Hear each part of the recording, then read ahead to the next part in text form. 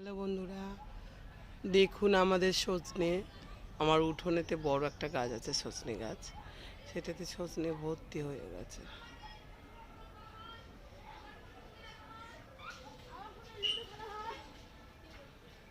এখনো খাওয়া হয়নি, এবার খাওয়ার মতন হয়েছে।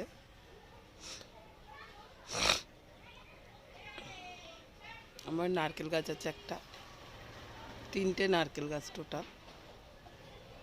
একটাইতেই ফল হয়, আর দুটোতে ফল হয়নি এখনো।